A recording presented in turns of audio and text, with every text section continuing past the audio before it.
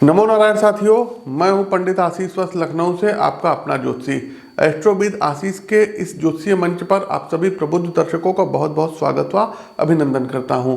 प्रिय दर्शकों, आज हमारी चर्चा का विषय है सूर्यदेव के मकर राशि में गोचर को लेकर के। देखिए, सूर्यदेव ग्रहों के राजा हैं, शासक वर्ग पर इनका नियंत्रण रहता है। सूर्य आपकी आत्मा के भी कारक ग्रह हैं, आपके पिता के भी कारक ग्रह हैं।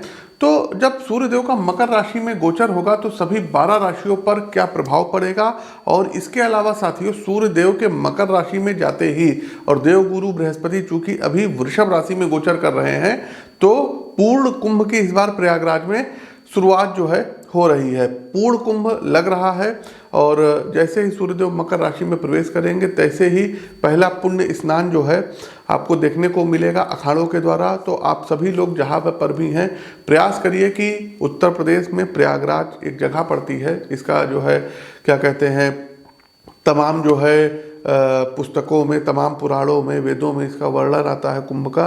तो आप लोग भी पूर्ण कुंभ है और आकर के यहाँ पर स्नान करिए, क्योंकि 12 वर्ष जो है बाद कुंभ लगता है और ये बड़ा अलौकिक कुंभ का संयोग बन रहा है। तो आप लोग यहाँ पर आइए और स्नान करके पुण्य लाभ लीजिए, दान पुण्य इत्यादि करिए। तो साथियों, मैं यहाँ आपको बता दूं कि जो प्रस्तुत गोचर है सूर्यदेव का मकर राशि में गोचर है, ये आपकी चंद्र राशि व आपकी नाम राशि दोनों पर संयुक्त रूप से आधारित है। देखिए, ग्रहों के राजा सूर्य नारायण 14 जनवरी 2025 की सुबह 8:41 अपने पुत्र शनि ग्रह की मकर राशि में गोचर करने जा रहे हैं। हालांकि यह सूर्यदेव की शत्रु राशि है मकर राशि, इसलिए कुछ राशियों के लिए सूर्य का मकर राशि में गोचर शुभ होने के बावजूद भी मनचाहे परिणाम देने में सक्षम नहीं रहेगा। लेकिन घबराने की बात नहीं है साथियों। यहाँ अपने इस मंच पर मैं प्रत्येक राशि के लिए आवश्यक उपाय भी बताता चलूंगा, लेकिन उससे पहले ज्योतिष में सूर्य का महत्व क्या है ये भी जान लेते हैं। तो देखिए, सूर्य हमने आपको भी बताया आपकी आत्मा है, जन्म कुंडली में आपके पिता का प्रतिनिधित्व करते हैं, शासन सत्ता के जो है अग्रणी ग्रह माने जाते हैं। अगर जन्म कुंडली में सूर्यदेव की स्थिति मजबूत होती है तो ऐसे जातकों को अच्छे जो है स्वास्थ्य, तेज बुद्धि का आशीर्वाद सूर्य नारायण देते हैं। साथ ही यह एक सुखद जीवन के लिए भी सभी तरीके की सुख सुविधाएं, लग्जीरियस चीजें भी प्रदान करते हैं। सूर्य ग्रह की शुभता आपको सभी कामों में सकारात्मक परिणाम देने के साथ साथ उच्च सफलता देती है, और इसके बल पर जो ऐसे जातक होते हैं अपने जीवन के महत्वपूर्ण फैसले लेने में भी सक्षम रहते हैं, और इसी महत्वपूर्ण फैसले के कारण आप लोग प्रगति के पथ पर अग्रसर होते जाते हैं। जिन जातकों की कुंडली में सूर्यदेव मजबूत स्थिति में होते हैं, ऐसे जातक एडमिनिस्ट्रेशन और नेतृत्व से जुड़े क्षेत्रों में अपनी चमक और धमक बिखेरते हैं। साथ ही यह लोग ध्यान और आध्यात्म से संबंधित क्षेत्रों में भी महारत हासिल करते हैं। तो ये तो था सूर्य ग्रह के बारे में। अब चलते हैं विस्तार से विभिन्न राशियों पर मकरस्थ सूर्य का क्या प्रभाव पड़ेगा, इस पर विस्तार पूर्वक चर्चा करेंगे। वीडियो को लाइक करते चलिए, शेयर करते चलिए और कमेंट बॉक्स में जय श्री राम का उद्घोष कीजिए। आप लोग हमसे लखनऊ में मिलकर के अपनी कुंडली का विश्लेषण करवा सकते हैं। साथ ही साथ प्रत्येक माह दिल्ली आगमन होगा, तो वहाँ पर भी आप हमसे मिल सकते हैं। इस बार जो दिल्ली आगमन है ये 18, 19 और 20 जनवरी को है, तो आप लोग डेट नोट कर लीजिए। 18, 19, 20 जनवरी में आप हमसे दिल्ली में मिल सकते हैं। आगे बढ़ते हैं वृश्चिक राशि।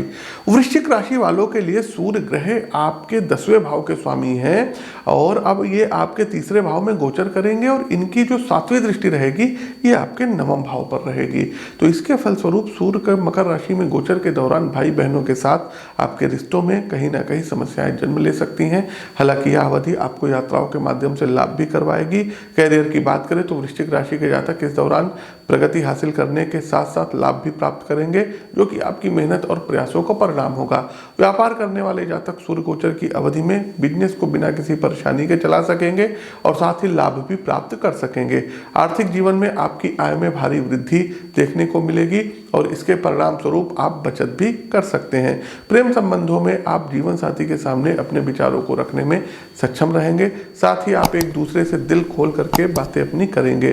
अविवाहित लोगों के घर विवाह के प्रस्ताव आएंगे, और यदि आप के जीवन में जो है आप सिंगल थे तो किसी नवीन प्रेम का आगमन आपके जीवन में हो सकता है। बात करते हैं आपकी स्वास्थ्य की, तो सेहत अच्छी रहेगी, आपके भीतर सकारात्मक ऊर्जा रहेगी, पॉजिटिविटी रहेगी और दूसरों को आप काफ़ी जो है प्रोत्साहित करते नजर आएंगे। उपाय क्या करेंगे?